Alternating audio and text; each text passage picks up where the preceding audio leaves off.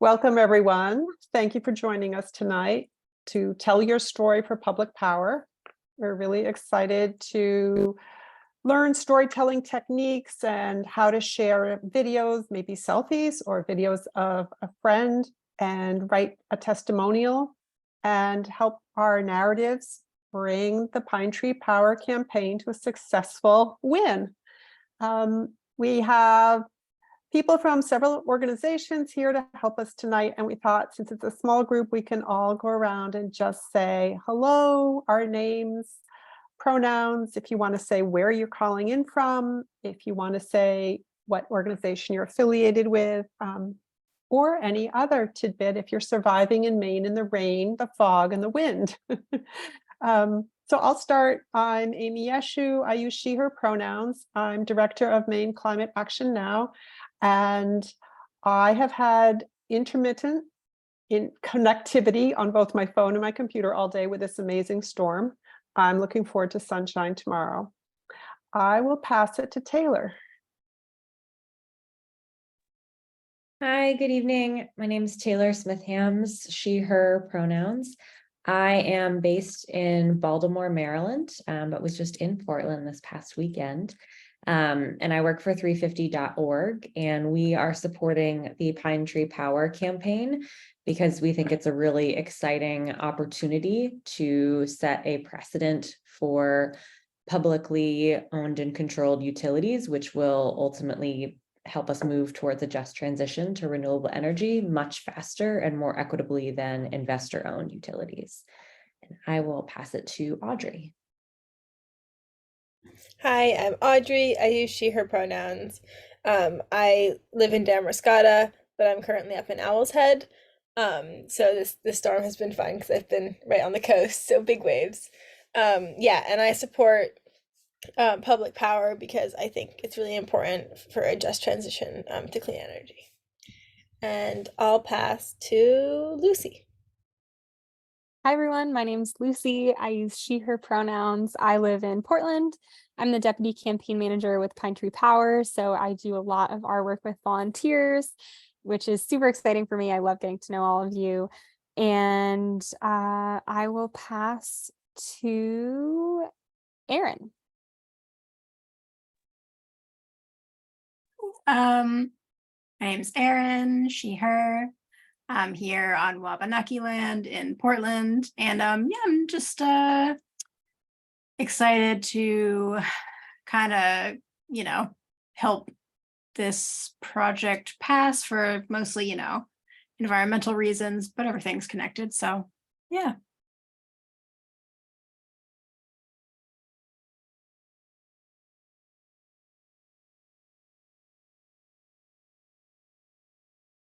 Oh, sorry, should I pass the mic to someone? Yes, please. Thanks, Erin. Let's see. Participants. I'll help you. I'll pass it Thank to you. Obe. Okay, hi everyone. So my name is Obe, it rhymes with globe. My pronouns are she, her, and I'm based in rural New York State, but I used to live in Maine, so I'm very excited about this campaign. And I'm the video producer at 350.org, so I spend a lot of my time editing short videos for social media. I will pass it to Linda. Hi, I'm Linda. I'm not affiliated with any group, but I've been connected with Amy for years and have been working on the Pine Tree Power campaign for years. And hopefully this time will be the time that it comes to be. That's why I'm here, is to see what next I can help with. I'm in Waterville. Thanks, Linda. And Is there someone else left that we didn't talk to? Eric. There's an Eric.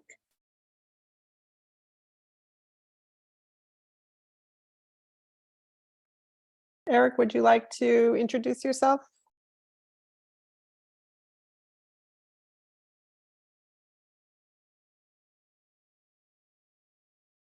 Okay, if you want to later put anything in the chat, you're welcome to. Has everyone else had a chance to say hi? Great. So I'm going to just give you the overview of tonight. We're going to have Lucy start off and just review with us what is Pine Tree Power, or introduce it if you don't yet know about the campaign and what consumer-owned utility could be for Maine. Then we're going to work on how to tell a story, what the building blocks are to give us an example of impactful stories. Then we're going to develop our stories together and share back what we've come up with. Then we're going to just review basics of doing a video with your phone or writing a testimonial on the Pine Tree Power website. And then Lucy will share how we share that story and who we're going to reach with it, and we'll give you some resources. So I'm going to pass it to you, Lucy, to introduce Pine Tree Power. Awesome. Thank you so much.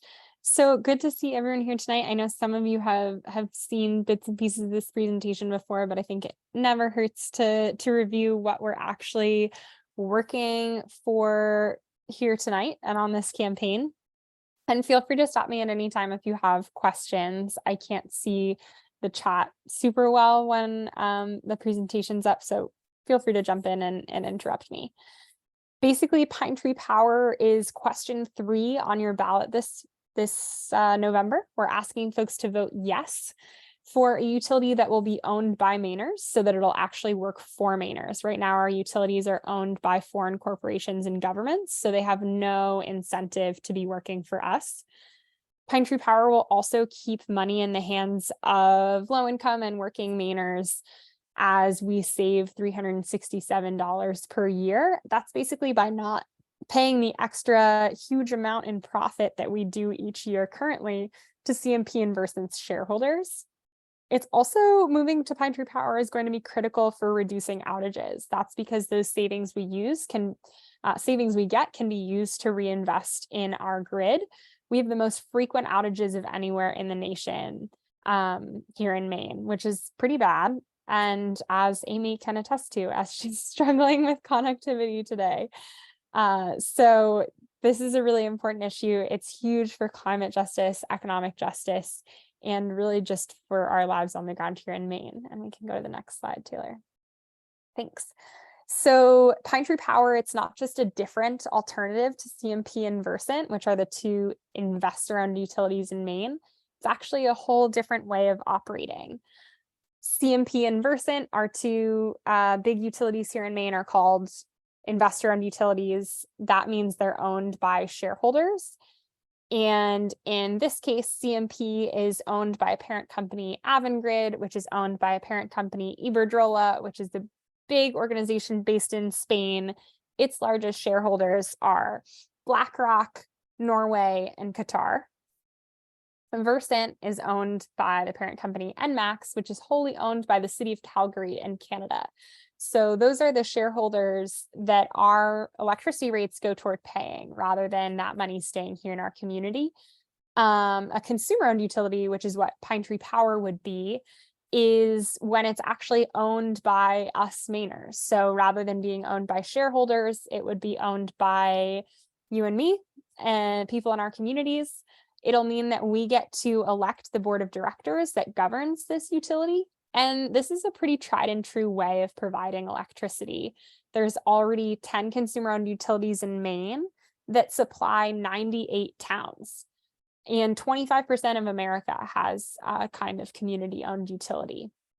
Basically, the reason folks do this and have this set up is that when you're not paying a profit, these consumer-owned utilities are non-profits, you can lower utility bills. You're just covering the cost of service rather than also having to pay the profit to shareholders.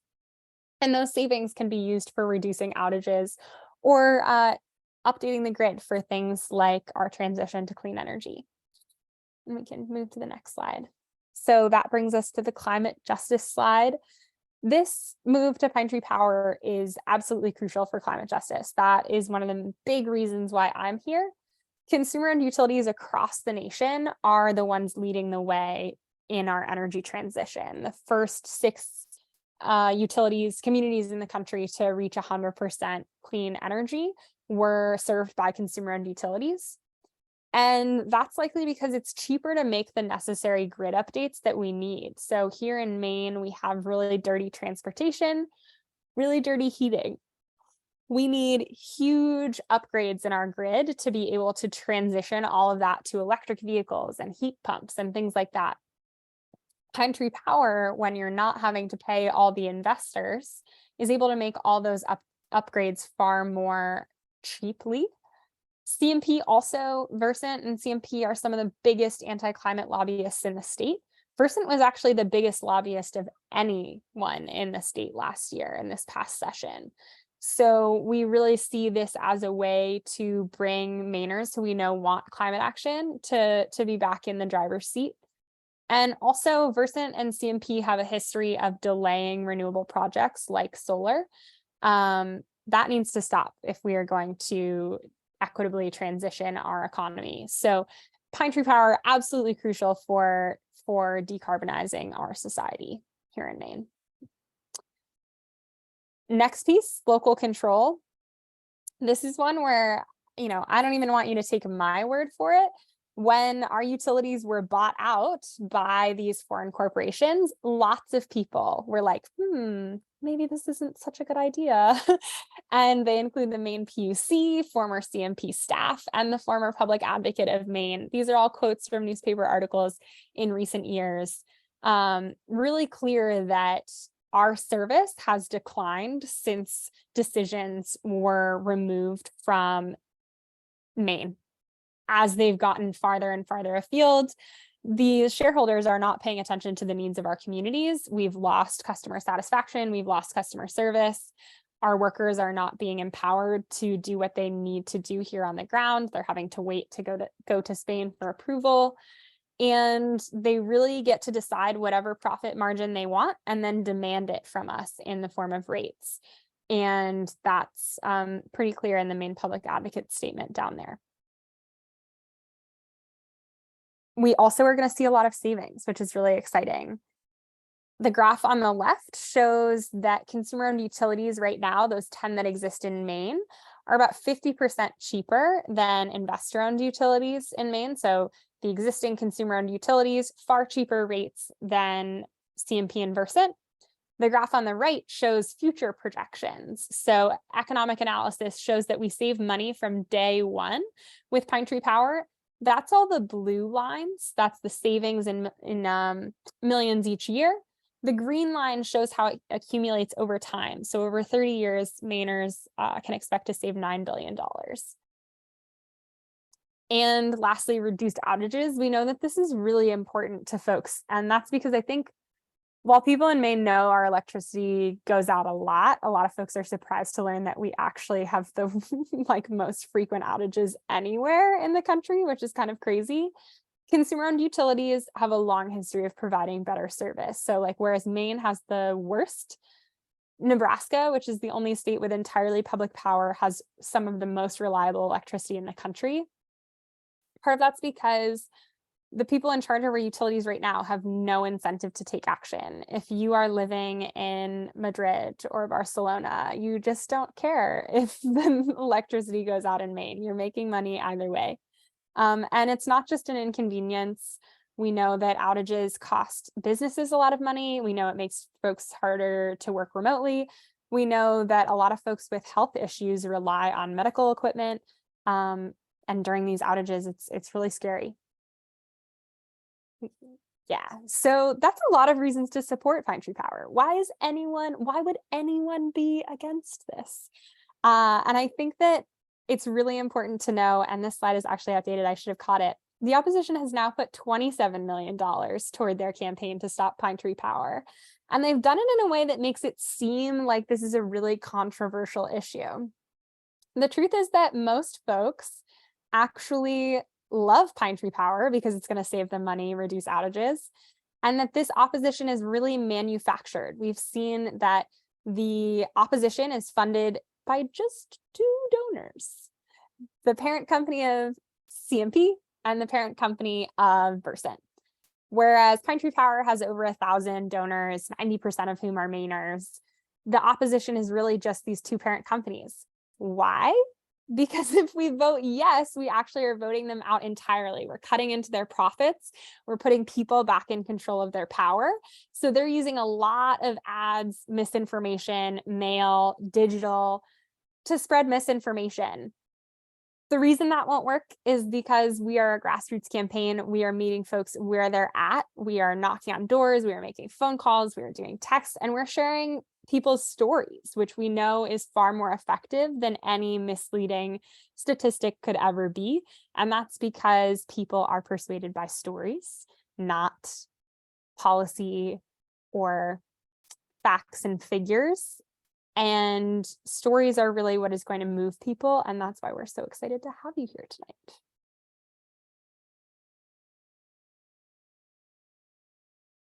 Thanks, Lucy. Taylor and Obe, who's going to help us tell our stories? Yeah, I can jump in here for a little bit. So yeah, as Lucy said, tonight we are going to dig into storytelling techniques, because that is a really powerful way to communicate about issues like this that are kind of wonky and that the opposition are trying to make sound way too complicated for the average person to understand. But we know that, everyone has a utility bill and everyone has their own story with their experience with their utilities. So we really want to make sure that you have the skills that you need to be able to effectively and confidently tell your story so that we can win in November.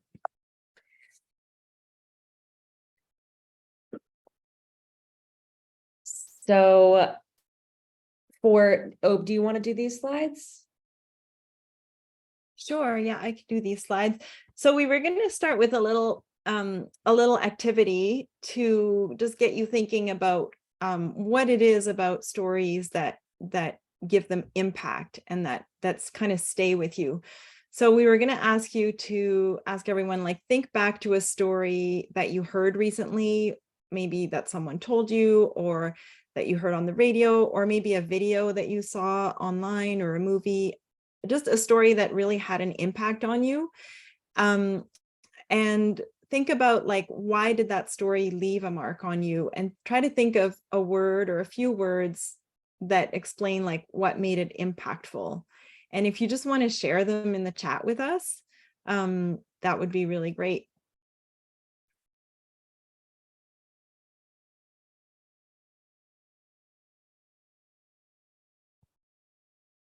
Yeah, so Amy, like stories that move you, stories, it sounds like you recently heard a story that outraged you. Taylor, like personal, a story that was very personal, that was genuine. Linda says a tearjerker. Erin says injustice, courage, and community. So these are all like examples of like aspects of a story that can really like touch us and really like reach our heart. And that's why I wanted to share this quote from Maya Angelou, which is one of my all-time favorite quotes. And I always keep it like really close to me when I'm editing videos or when I'm working on a story.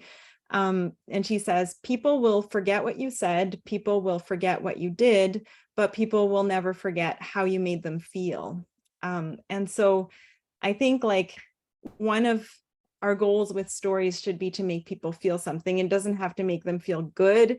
It doesn't have to, it just has to make you feel like emotions. And like Lucy mentioned, that really is what motivates people to take action. There's actually been scientific research that really looks at what drives people to take action and to be engaged. And it's really like stories that make you feel something, as opposed to information and facts. I mean, information is definitely important as well, but you want to balance it with heartfelt stories.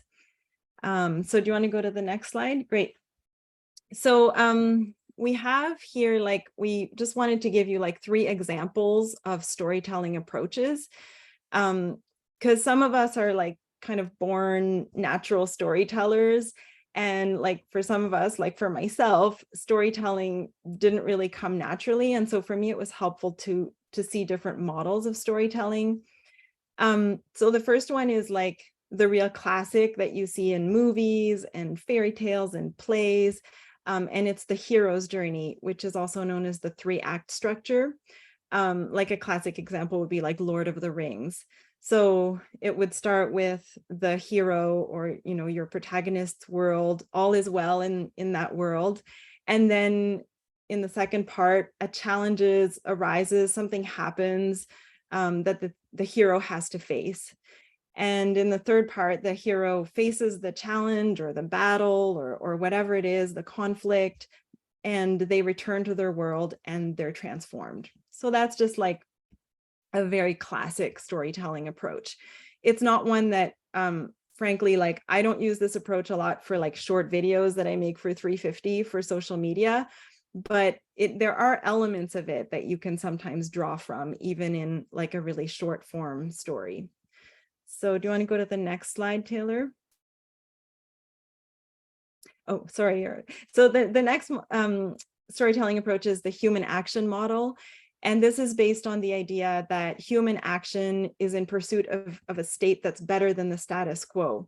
And another way to think of it is like as a journey from point A to point B. So point A being like where we are right now, where something's not quite right, something's wrong, and we want to get to point B, which is like the better future that we know is possible, or the better outcome. So the journey in between point A and point B is the call to action. So basically, so the part 1 would start with the problem. So with a sense of unease, something's not right.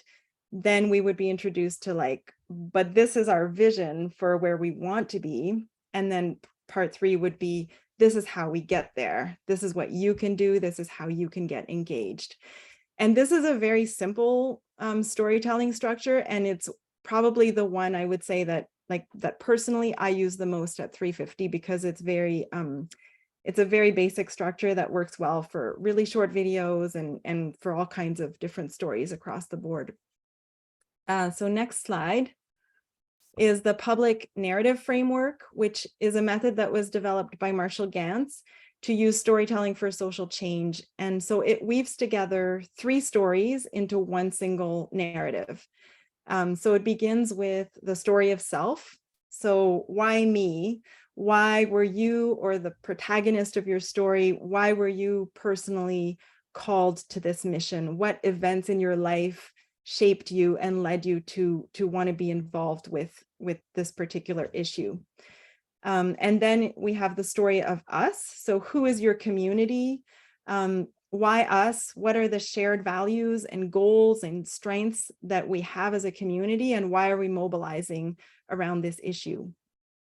And then the third part is the sense of urgency. So why now? Why do we need to mobilize around this right now? And it also establishes a call to action as well, to motivate the audience to get engaged and take action. And we're going to use this framework for a little group exercise that we're going to do a little bit later. So next slide. So yeah, so I just went over these 3 examples of storytelling approaches, but storytelling can also be boiled down to like some really essential elements. And I'm going to show you this great video from Ira Glass. You probably all know him from This American Life. He's like the master storyteller. And I just love the way that he describes here, like these 2 basic building blocks of a basic story. The first one is the power of the anecdote, which is basically very simply like a sequence of events. Like this happened, and then this happened, and then this happened. And he kind of explains that. And then the other one is the power of the bait, which is the questions and the emotions that your story raises that keep you invested in the story and wanting to know more. So it's kind of like what makes you, a page turner, like what makes you keep wanting to read your book like right to the end, and maybe to devour the whole book in a very short period of time. That's the power of the bait. So Taylor, can you hit the play button there?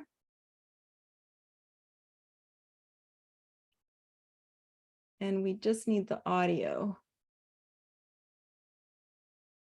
Do I need to unmute for you to hear the audio? Here, tell me if this works. In broadcasting, I think you have two basic building blocks, and they're very powerful, and you can use them as you will. And one is the anecdote. And an anecdote is literally just a sequence of actions. If you think of it as just like what is a story in its purest form? A story in its purest form is somebody saying, this happened, and that led to this next thing, and that led to this next thing, and that led to this next thing, like one thing following another. And some of the things in the sequence could be, and that made me think of this, and then I said this, like there could be thoughts and ideas as part of it, but like one is leading to the next, leading to the next. And the power of the anecdote is so great that no matter how, in a way, like no matter how boring the material is, if it's in a story form where there's an anecdote happening, and then he said this to me, and then I went here, and then I came downstairs, and I thought, like, what the hell? Like, it has a momentum in and of itself that no matter how boring the facts are, like I'm trying to think like okay, there's, you know, if you try to think like the most boring possible story, okay, there's a guy and he wakes up and he's lying in bed and the house is very, very quiet, just unearthly quiet. So he sits up and he puts his feet on the floor and he walks to the door of his bedroom, and again, just very, very quiet. Walks down the stairs, looks around, just unusually quiet. Like this is the most, like what I'm telling you is the most boring possible fact pattern, and yet there's suspense in it. It feels like something's going to happen, and the reason why is because literally it's a sequence of events. Like this guy's doing this thing, he's moving from space to space. You can feel through its form that when you have one thing leading to the next, leading to the next, you can feel inherently that you're on a train that has a destination and that he's going to find something. So that's one of your building blocks. The other thing that little anecdote has is that it's raising a question from the beginning. And that's the other thing that you want is you want bait. You want to constantly be raising questions. So in that little story, the bait is that the house is very quiet. And so the question hanging in the air is why? And it's implied that any question you raise, you're going to answer. The whole shape of a story is that you're throwing out questions to keep people watching or listening and then answering them along the way. Okay, great. Thanks, Taylor. So yeah, I just love that clip because it really boils down storytelling to like such simple elements, but really, really useful. So I'm going to hand it over to you, Taylor, to go over the hooks of a story, like how to hook people into a story. Thanks, Obe. Yeah, so something that to keep in mind when we're talking about stories is hooks. So something that really grabs your viewer. And it really only takes, I think, you know, if you're watching something on YouTube, right, you often have like 3 to 5 seconds before like it'll tell you to click to skip an ad. And so I think a lot of videos now, it's like they have to figure out how to get you to not click that. But it only takes that amount of time to keep your attention. And so there's a lot of different types of hooks. There are 12 listed here, but there are more than this. So one, a powerful or shocking visual. Breaking news is another. Listicles. I know I am a sucker for listicles. If it's like top 10 things to do, you know, in Portland, Maine, like I'm going to click on that. Underreported. So if it's like, you know, this person doesn't want you to know like how this is actually, you know, what's happening. That can be a really gripping, a good hook. Myth busting. So, you know, trying to kind of debunk something and provide the real story. A curiosity gap. So making someone curious about something that they might not know much about. A powerful or intriguing soundbite or text. And or an explainer. So if it's, I think, you know, something like this, where it's like breaking down utilities, that is, you know, it's a really complicated topic. So if it's like, I'm going to, you know, explain this really complicated thing to you, that can be a hook. Raw footage. So if it's, you know, like something just happened and, you know, you're going to, here's evidence of something that just broke. X versus Y, so showing a conflict between two sides, that can be a hook. Direct question, so this kind of gets into that like call to action frame of like, what are you going to do about this? And stories of triumph, I think we all, can be definitely, we want to hear about people succeeding and, tackling something. So those are some hooks. This is an example of a hook that actually, something that actually combines 4 hooks. So 5 facts George Osborne doesn't want you to know about his controversial plan to build a new nuclear power plant. So that is using my favorite, the listicle, 5 facts. You've got X versus Y, George Osborne versus you. A breaking story, this controversial plan to build a new nuclear power plant, and that underreported aspect. So this is what he doesn't want you to know. So you don't have to just use one, you can use a lot. And can I pass it back to you? Sure, yeah. Sure. So one question that we want to ask ourselves when we tell stories is we want to set clear goals. So how are we going to win this campaign? So first question would be like, who do you want to hear your story? Who do you want this to reach? The second one, Taylor, if you can go to the next slide. What do you want people to do after they see your video? Because if you just show them a video, but you don't really give them something to do, then you've kind of lost the momentum that they were maybe going to get engaged and take action. So do you want them to attend a rally? Do you want them to sign a petition, join your organization? Do you just want to give them a different perspective on something? Do you want them to talk to their friends about this issue? Do you want them to call their elected representative? So think about that and try to be clear in your video. What do you want people to do? Another thing to ask is like, how will you get your story to reach its desired audience? How will you make sure that your story is heard, that your video is seen? And the next one is, how will you measure its impact? So will it be like the number of views that your video gets? Will it be the number of signatures that were added to your petition, or the number of people who showed up to a rally? So try to find like some kind of way to measure the impact of your story. And then I'm going to hand it over to Audrey to go over some examples of video stories and written stories. Yeah, so if Taylor, if you want to play that video and we can take a look at it. And then... As a young farmer, I've seen firsthand how the lack of reliability and consistent underperformance of CNP and Versant has affected local farms. Knowing that our utility is going to be controlled by Mainers with investments staying in the state, and being able to know that we're going to be able to meet our climate goals and meet reliability expectations, not just for farmers, but for every ratepayer, is really important. I think we can only do that by having a utility that is governed by Mainers, with money staying in Maine and not going overseas to shareholders that aren't accountable to Mainers who need to keep their lights on and need to keep their power going. Yeah, so this video is a great example of what we're looking for. It's a short little video, so you can keep it focused for the whole time. Like we're looking for like very short videos to keep people engaged, and it very clearly shows the pillars of the public narrative framework, which we talked about earlier. So he begins with the story of self. So saying why this is important to him as a farmer, and then talking about the story of us, talking about why this issue is important to Maine, and then ending with the call to action. We need a consumer-owned utility. So if we want to take a look at the next video.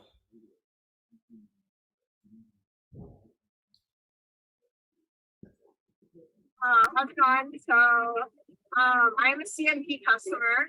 I wish I wasn't. They like 3 months ago they gave me it was like a $470 bill for I live alone in a less than $1,000 square foot home.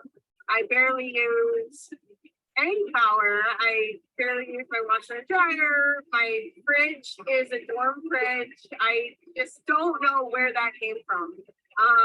I have other friends that have gotten the huge bills out of nowhere. So I definitely support this that's going on. Yeah, so again, this is just an example of a very brief little video that just tells this person's story. They talk about as a customer of CMP, just how they get these huge bills. And it's just a very personal story, a very relatable story, and just kind of like a little snippet that gives their personal story and then a call to action at the end. So if we want to move on to the next slide. Yeah, so if you want to take a look at this short little story that someone has on the consumer-owned utility or the Pine Tree Power website, just talking about their experience as a customer of CMP, and just talking about how they like their personal experience with having poor service from CMP, and then this call to action at the end for having a different kind of power company. So if we can, so this is a slightly longer one, but it also talks about someone who is a town where they're trying to get solar and how they've had all these struggles with CMP. So again, like sharing this personal story, and then talking about how CMP has gotten in the way of this, and talking about how we need a consumer-owned utility that will help transition to clean energy and help transition to solar. So yeah, so these are some, all of these here are just some examples of so the kinds of video stories we're looking for, and then the kinds of written stories that Pine Tree Power is looking to post on their website.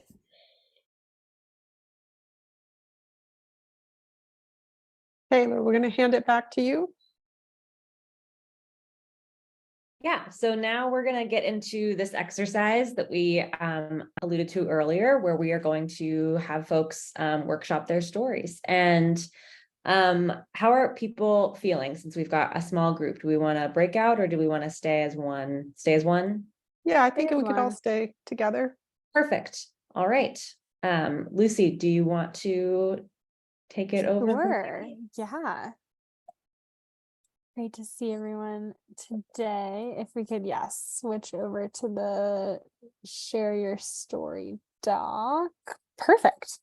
So we're going to be going through the public narrative approach that we talked about earlier, which is this story of self, story of us, story of now. And we're just going to be doing a little brainstorming together to craft this narrative. And these are really effective ways. Often, like, public officials will use this narrative format in their speeches. Activists will use them at protests. This is really a flexible approach to telling a story that is used with many, many calls to action.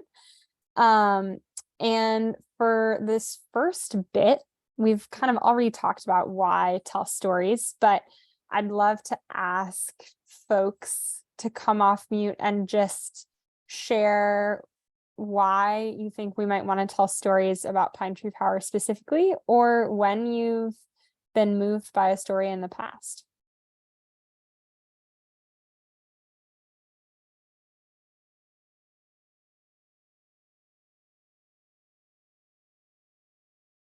I think that folks want to share their stories about CMP and Versant because we do have the most outages and the worst service in the country.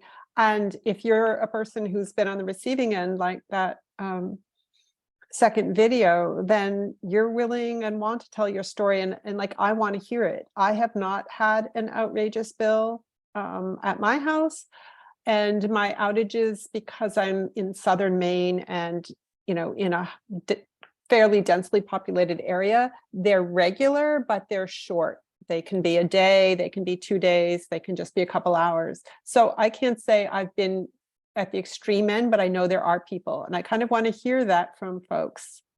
So I think that's, why we might want to hear like others' experiences. Definitely. I have been I started working on this campaign in April, and I feel like my motivation to continue working like crazy hours and really see it through until election day is really just gets increased every time I hear another story of someone who's facing disconnection or who's had horrible outages or who wants to see climate action in their lifetime. Does anyone else, Linda, I see you coming off mute. Do you have something to say about why we might want to tell stories? Well, yeah, I'm just figuring out how to use this thing. I've learned through many sources that people make decisions based on emotion, and then they look for facts to support the emotion. That's why I put tearjerker in that. If some people like that second speaker can tell the story about getting a $450 electricity bill, that's going to be a grabber. And when I was collecting signatures, I heard so many stories like that. I wish I'd written some of them down. I didn't. But that's what I think is the hook, is the emotion that's connected to these outrageous bills or shut-offs. I know that's happened. People haven't been able to keep up with their bills, so they got their power shut off. Those are the people we need to hear from. Totally.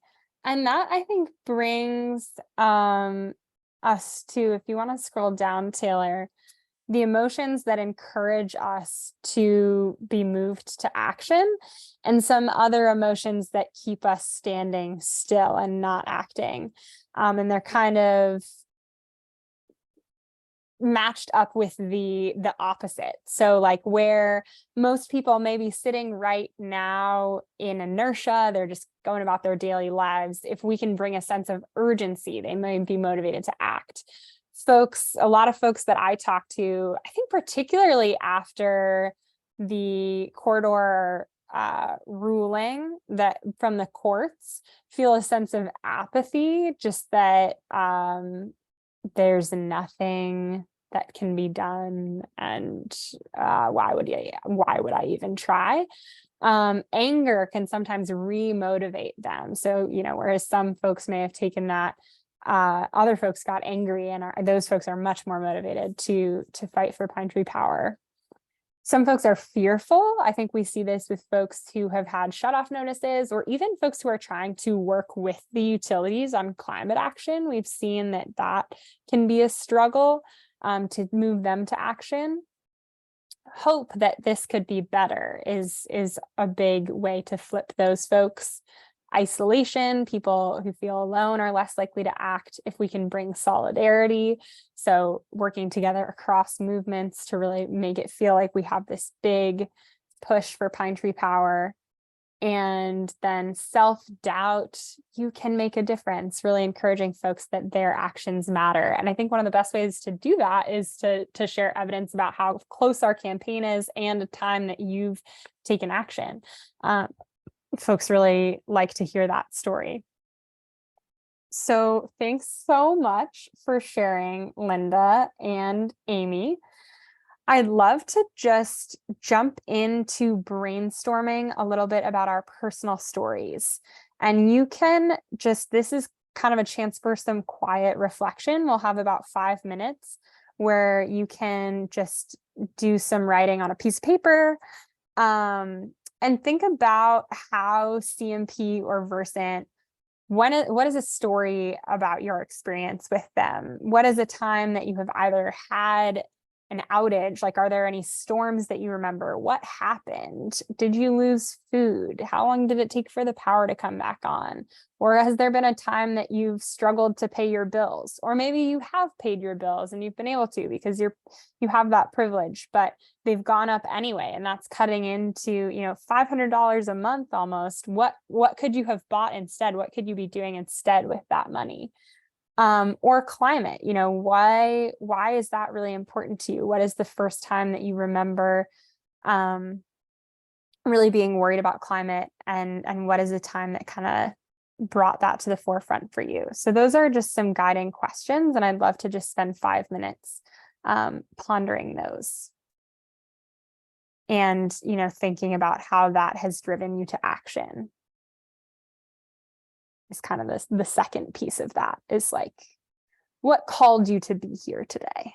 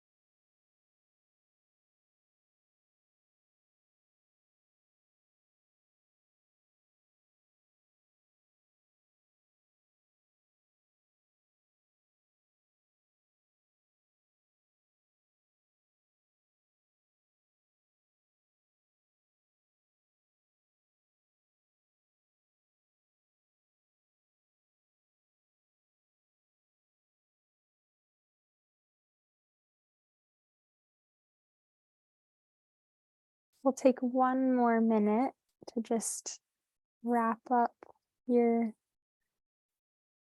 brainstorming.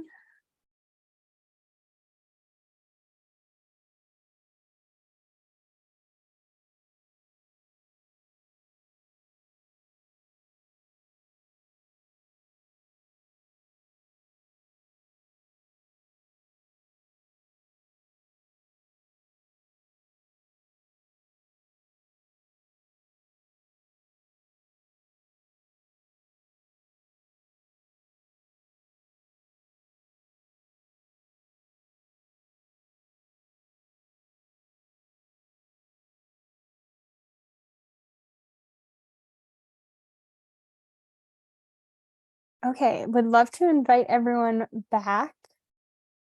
And would anyone like to come off mute and share why they've been called to action on Pine Tree Power?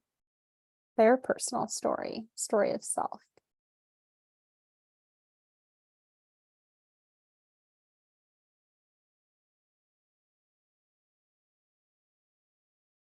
Linda or Aaron or Eric, would any of you like to share? I don't have a story of my own, but I work with the Poverty Action Coalition in Waterville. And briefly, what that is once a week we get jerking stories about people who need help. And one of the most recent ones, a older disabled woman got a $500 bill from CMP. She didn't have air conditioning, and they told her that it was because her refrigerator wasn't an energy efficient refrigerator. Maybe that's true, maybe not, but not $500 true. So, I mean, we bought her a new refrigerator and sent an electrician over, but there's more to it. CMP is taking advantage of people. And I almost think they somehow know the poorer the person is, the less they're going to fight. Those are the people they really jack the bills up. Because mine has been running 30, 35 bucks. So I don't get it. Yeah, thanks so much for sharing that, Linda. Would anyone else like to share? I mean, I can share something if. Yeah, go for it, Audrey. Yeah. So I mean, I don't have experience with having big power bills or having super long power outages, but for me, what's really important about Pine Tree Power is around the climate crisis and the need to transition to clean energy. And you know, I first learned about the climate crisis in middle school, and as a middle schooler, like, that's a big scary thing. Very overwhelming because it's, you know, it's already impacting our world and going to impact us a lot more in the future. And you know, I think one of the most important things in addressing the climate crisis is rapidly transitioning to clean energy. But I don't see CMP and Versant doing that, prioritizing that, or even planning to do that in any time in the future. So I really think for me, a consumer-owned utility is important because it will prioritize transitioning to clean energy, and it'll be a much more rapid transition for the state of Maine if we have a consumer-owned utility versus our current investor-owned utilities. Yeah, thanks so much, Audrey, for that. I really appreciate it. I feel much the same way. Well, thanks to both of you for sharing your story of self. I'd love to move on to the story of us, which let's think about this group right here as Maine power users. And yeah, see you tomorrow, Linda. I'll look out for your email. It was great to have you tonight. So yeah, we're all Maine power users here. And I think we share a lot of the same values as folks across the state who use power. What do we think those shared experiences in our state are? What is our story as Mainers, and how does that, you know, how does our story of self relate to the story of our state? What might motivate us or move us to action? Does anyone have any brainstorms? And maybe we could actually just write them right in this little block as we go.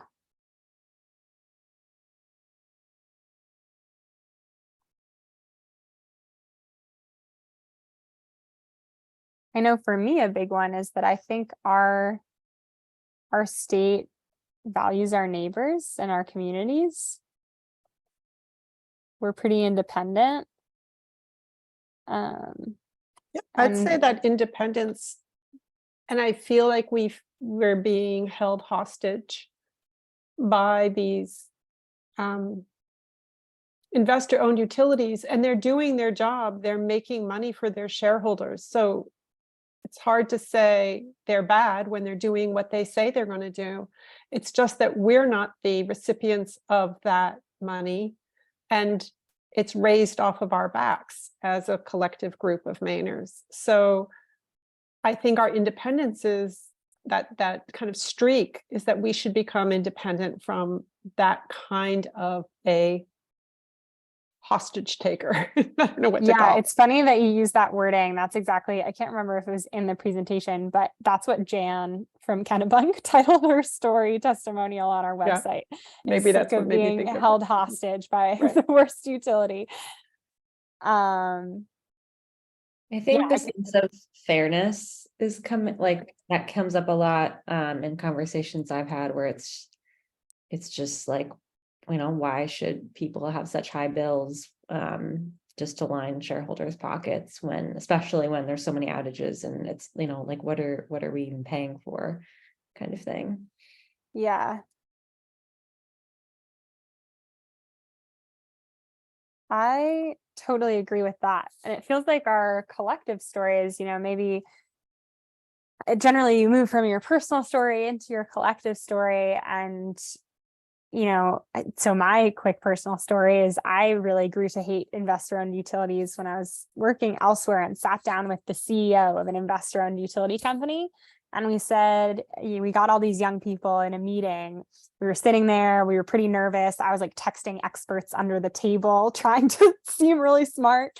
And we just were sitting in my kitchen, and one of my friends asked, how can we trust you when you tell us one thing and on the other hand, you do something entirely different? And the CEO of our utility company just said, well, we're not asking you to trust us. And I was like, wow, way to like really hit the nail on the head there. And I think our story of community here in Maine and our story of us is that we actually know here in Maine now that's not hidden anymore. None of us trust our utility company. And it's because we know we're being held hostage. We have the most frequent outages of anyone in the nation, and we're getting totally ripped off. We have high bills in a way that is so unfair, while these shareholders not in Maine are making millions of dollars in profit. And it's really time for our independence, because we know that that's something that our communities really value. And that's not something that CMP can bring. That is only something we can give ourselves. How did that sound as like a story of us? Did people feel like, yes, that's Maine? Yeah, I love it. So the last piece is why now? Why is it urgent to take action now? Because we all know that it's really hard to take action. When I call you and it's pretty annoying, I know, and I'm like, well, Taylor, we've got another canvas this weekend. Will you come out and knock doors with me? You want to say no. What is it that is pushing people to say yes? Why is this so urgent? We know that not everyone is going to canvas every week, every time, but we've got just 91 days until election day. So what makes this so urgent? Does anyone have any ideas?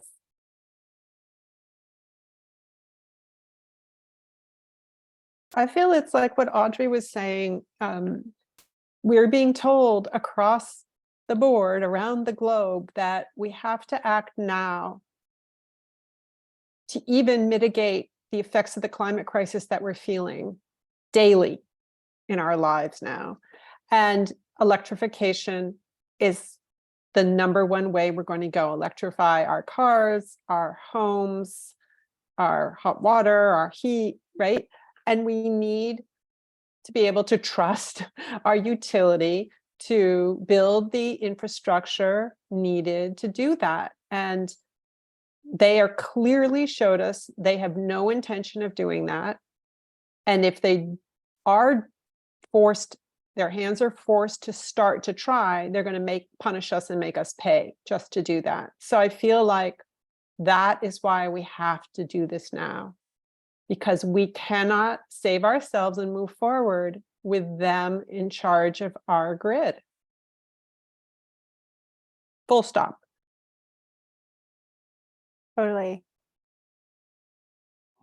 I also think, people are feeling impacts very directly right now. Like, people are feeling the impact of the climate crisis, people are feeling the impacts of, having their electricity cut off, having these high bills. And I think people are just kind of like fed up with it. So I think there's this momentum now. So like we really need to act.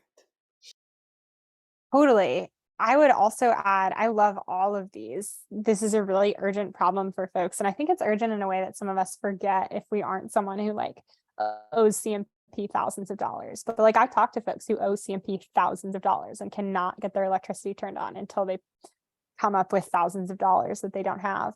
But also that like we do have 91 days until election day. And that this is our opportunity. We've worked since 2019, so 4 years to get to this point, and Mainers have come together to do that, and we need to see it through. We could be the first state in the country to do what we're doing, and we just have this one shot at the election. So it's really crucial that we act now, because we're not going to have the chance to act in 92 days. Like then it's going to be over. Yeah, and I think the amount of money that the companies are spending is another like urgency like factor, where it's like we are never going to have the $27 million that they have, and so the only way that we can fight back and win is through people power and organizing and everyone getting involved. So I think that can be a really powerful motivator as well. Yeah, I couldn't agree more. Well, I think that is our story of self, story of us, story of now. And if we were to loop it all together, you can make them as long and short as you want, but really it just comes down to tying it together in kind of like a video format, which Ove is going to talk about.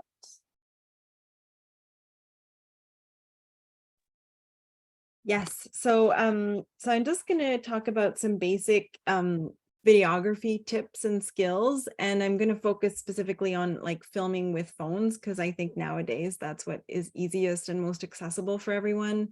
So the first thing to know is like you don't need fancy equipment, you just need your phone, or if you don't have a phone that shoots video, like most cameras also film video.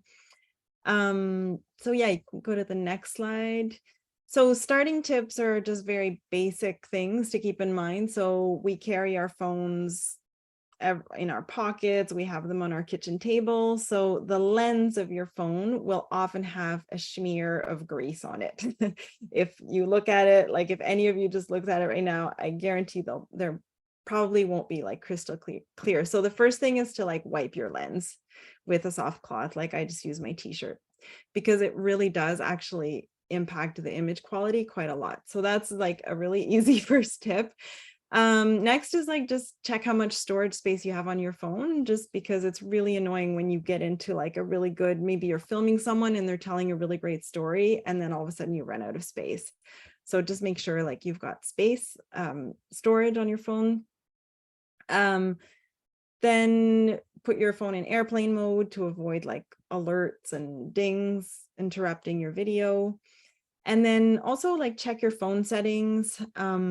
So I've put some examples there of settings. So like for me, I like to have if you go into video settings, I like to set mine at 1080p HD at 30 frames per second. You can see it there in the one on the right.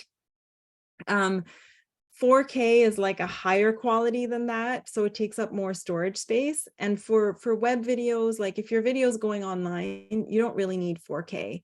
1080p is really good quality, and that's enough. So that's what I usually put my phone at. But you know, it can be at any setting really, it'll still film video, but that's kind of what I recommend. And just make sure that where it says record in stereo sound, that's turned on. So those are the main things. Next slide. So the 4 stages of video making, just for like a little bit of background, and some of you may already know this, and this applies to like making a big Hollywood film, and it also applies to making like a short phone video. So the first is like pre-production. So just planning your video. Maybe you need to do a little bit of research. Maybe you want to write a little bit of a script or like an outline of your basic idea. Just scheduling the filming, making sure your phone batteries are charged, that kind of thing. Next is the production stage, which is just the filming. Next is the post-production, which is the editing of your video. And for these stories for Pine Tree Power, you really don't need to edit them. You can really just submit them on the Pine Tree Power website as they are. If you want to, I think, and Lucy, correct me if I'm wrong, but if you want to, you can probably edit them. You can, which would allow you to add some text and maybe some music and maybe like edit it down if your piece is too long. And then the final stage is distribution, which is just like getting your video seen. How are you going to get it out there and give it the best chance to be shared and to be seen? So a few things to think about to make a great either a selfie video or a video of someone else, of your friend or your neighbor or someone who has a story to share. So the first thing is location. Just think about maybe a location that gives context to the subject, to the issue. Maybe it's a location that reflects something about the person speaking, like if it's a lobster fisherman, maybe sorry, that's the stereotypical Maine thing, but like if it's a lobster fisher person, then have maybe like their boat in the background or their lobster traps, but just think about locations that give a little bit more information, and make sure to choose a well-lit and quiet location. Next slide. So for framing, for this project, and again, just jump in if I'm wrong, Lucy, but for this project, I think they're looking for vertical portrait videos, which is really what people are using, I would say more so nowadays with Instagram, the popularity of Instagram and TikTok. So vertical or portrait, think about, framing your subject, whether it's yourself or someone else, not too close and not too far. So like a good guideline would be like waist and up, and give a little bit of clearance for the head. And then there's this thing called rule of thirds, which is a very basic principle in photography and videography, which is that if you take your frame and you draw like two lines on up and down, and where those lines intersect, the 4 points where those lines intersect, those are points of interest that our eyes naturally gravitate towards. So it's not something that you have to, it's just a theory and an idea, but it's something nice to keep in mind when you're filming, because it will create like dynamic and really more powerful images. Next slide. So the next thing is lighting, which is everything. You can't have a video without light. So yeah, make sure you're in a well-lit environment. Keep the light in front of your subject. So you can see here in the little examples, like if you have the light behind your subject, they will be like in shadow. They'll just be really dark. So you can also have the light, you don't have to have it in front, you can also have it to the side, and actually that gives a really lovely, part of their face will be a little bit in shadow, and that can give a more dramatic feel. So that's fine to use as well. And then soft light is better than harsh light. So it's better to film, if you're filming outside, for example, it's better to film in the morning or in the evening, and to avoid like filming at noon under the really harsh sunlight, which is going to just give really poor light quality. It'll create like big bags under people's eyes. So yeah, so soft light is always more favorable than a really harsh light. Next slide. Next thing to think about is the stability of your shot. So we've probably all seen like really shaky footage, which sometimes can have a special effect that enhances the video if it's about like, I don't know, adventure, or if it's like the Blair Witch Project. So, but in general, you really want to have aim for a lot of stability. You can use you can even use props. If you don't have a tripod or a selfie stick, you can use sometimes I'll use a glass and I don't know, tape and just prop up my phone with those things. And if you are hand holding it, just maybe try to brace yourself, hold it with both hands. Sometimes I like to lean against a wall or just make sure that my body is supported so that there's very little motion in my hands. And then I just recommend not using the zoom function too much on your phone, because that will create additional shake in your image. So if you want your subject to be bigger, then just move closer to them as opposed to zooming in with your phone. Next slide. So the next thing is audio, which is also super important. And we often, even professional filmmakers will often forget to really pay close attention to their audio. So with phones, it's tricky because the microphone that's built into the phone is not the best. So you kind of have to stay close to your subject. So if say you're interviewing someone with your phone, you don't want them too much further than 6 feet away, because the further they are, the more poor the audio quality will be. So yeah, so try to keep subjects close to your phone. Choose a quiet place where there's not a lot of background noises. And if you have a phone microphone, definitely use it. And I've put a link there to a really great tiny little phone microphone. If you're going to be doing a lot of phone videos, it's a really great investment. It's $79 and it just plugs right into your phone. And I've linked there, if anybody wants to check it out afterwards. There's a YouTube video that shows the difference between the audio from your phone and the audio from that little $79 microphone. And it's quite shocking, actually, how big of a, what a big difference it makes. Yeah, thanks, Amy, for linking that in the chat. That's great. Because yeah, I don't know if people will have access to these slides afterwards, but there's the link in the chat. Next slide.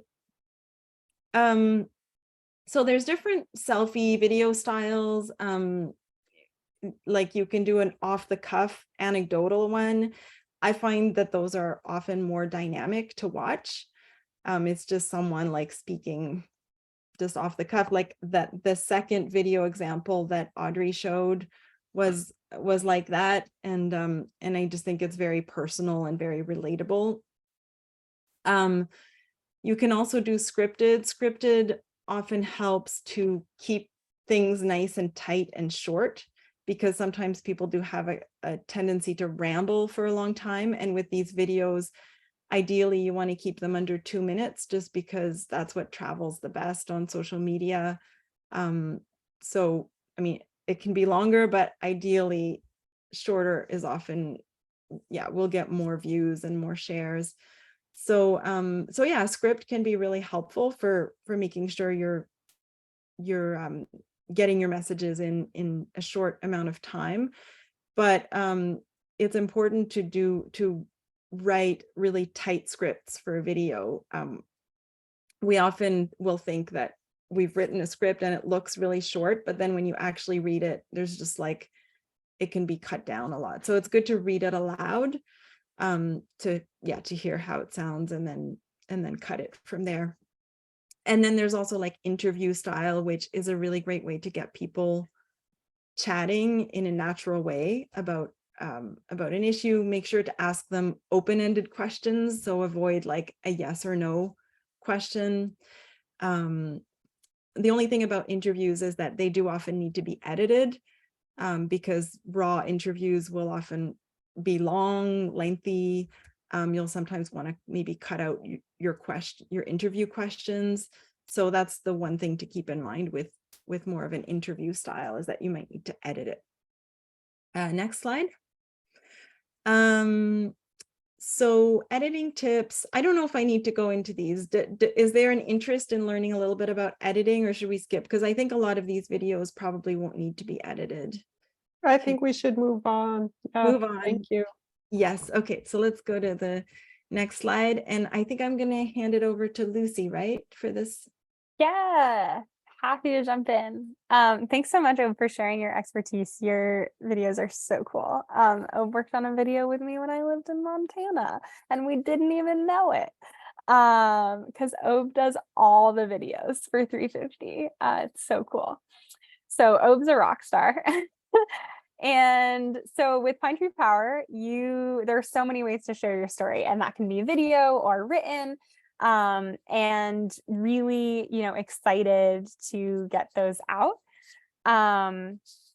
One is you can just do a post on social media, and that could be a video. It could be like a reel on Instagram, or it could just be a photo of yourself with some like written stuff in the caption. Inviting folks to join our campaign and get involved. A great way to do that is sharing our Mobilize link, which we can send around after, or I can put in the chat. That's where folks can sign up. Our website also links to that, so you can just share our website as well. You can upload your story actually directly to the Pine Tree Power website, which is really cool. It's like my favorite feature of our website is that you can actually just go to pinetreepower.org/stories. And there's a little spot to submit a written testimonial and a photo. We go through and post those. And it's how we've met some of like the coolest folks on the campaign. They've just reached out and been like, here is this awful thing CMP did to me. And I'm like, wow, I gotta go fight harder. And we are doing newsletters. If you're comfortable with your short story being shared in our newsletter, you can let me know. And we would get that out there. Doing a letter to the editor for your local newspaper is awesome. And if you need any help with that, please feel free to reach out to me, and I can throw my email in the chat. But really, you would just write up what you want to say. They're generally very short, like under 300 words. And most local papers have a little letter to the editor, either email or submission form. And yeah, those are the big ways to share out your story on this campaign. And platforms, YouTube's great. I would say Instagram and TikTok are probably where videos do the best these days. So either on Instagram as a reel or on TikTok. We see a huge organic reach for those. And if you do it, tag us at Pine Tree Power. Depending on the platform, there's sometimes a dash after Pine Tree Power Maine, but it'll pop up for you as you start writing it. And then Facebook, we have a huge reach on Facebook. So if you tag us, we'll reshare it as well. Twitter, we're on there. Political people are on there. Reporters are on there. So sharing can be great there as well to help reporters hear the stories they should be telling. There still hasn't been a story in Maine media about these disconnection notices. There's been the initial reporting about like the number that went out, but no one has really told the story of what that looks like. So if you know someone, encourage them to reach out to me or share their story, and we'll try and connect them with reporters. And then our website is another great place.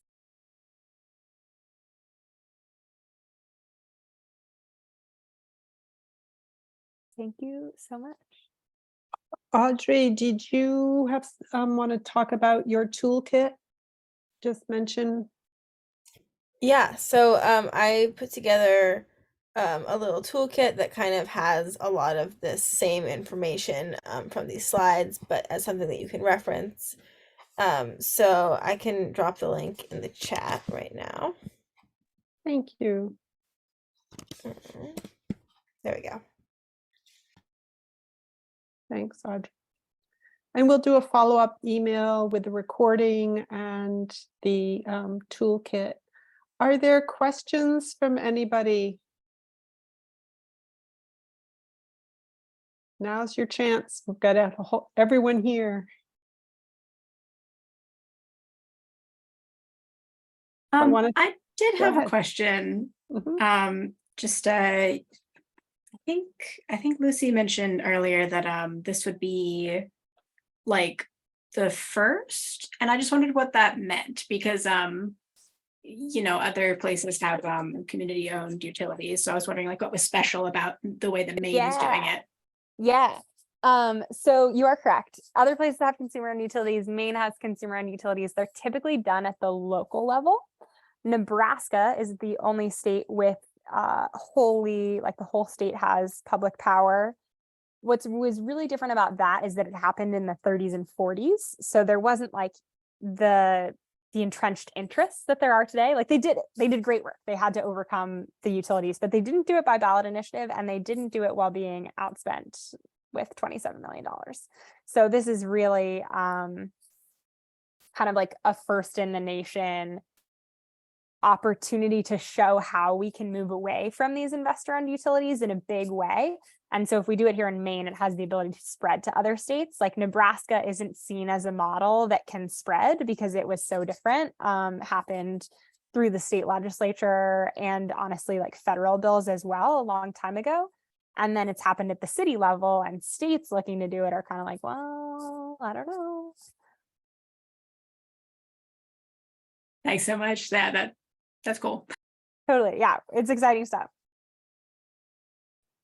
All right. Well, I just want to thank everyone. Thank you who joined us tonight. We hope to see your stories up on the website or send them to Lucy. And thank you to Pine Tree Power Campaign. Thank you to 350.org. Thank you to Maine Youth for Climate Justice. We're Maine Climate Action Now, and we look forward to seeing you at the polls voting yes on 3 in November. Thanks, everyone. Good night. Thanks, everybody. Thanks, everyone. Have a good night.